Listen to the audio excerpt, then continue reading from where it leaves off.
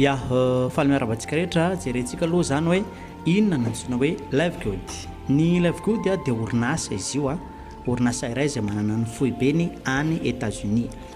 Tsy site d'investissement ohatra hoe mametraka vola dia mahazo vola isan'ora na hoe isan'andro na hoe misy tasy par jour, tsy izay fa mpivarotra produits izy produits de complément alimentaire naturel fahasalaman'olombelona sy ny biby, sady manampy ny olona koa anampy ny fidiram-bola fanampiny. Ahoana ny fomba hoentsika mipidy-bola amin'ny Live Good nefa tsika ne sady tsy hividy produit no tsy hivarotra produit fa ahoana ny fomba hoentsika mampidy-bola amin'ilay izy.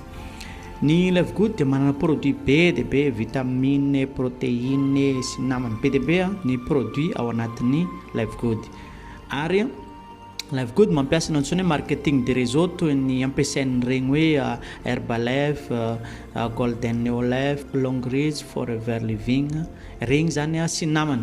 Ireo orinasa amerikanina reo dia efa misy amare efa natratra 5-7 taona lasa nisy, fa ny Live Good vao 7 na 8 volana eo no nisiny dia fotoana zao afatsika miditra amin'ny Live Good.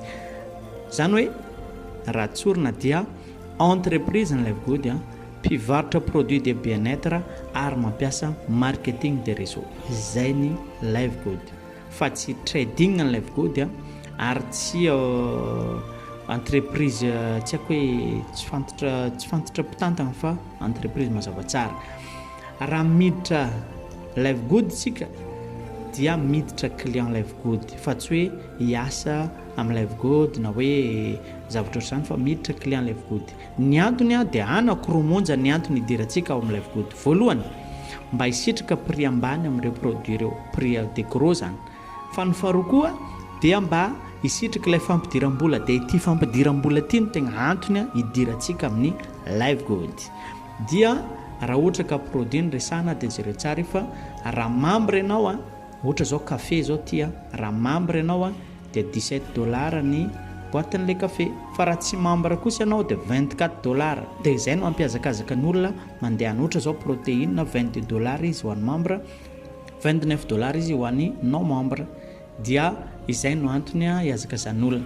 Fa ny antsika dia zao misy an'ity 6 façons de gagner des revenus ity izay no antony hidirantsika Live Good.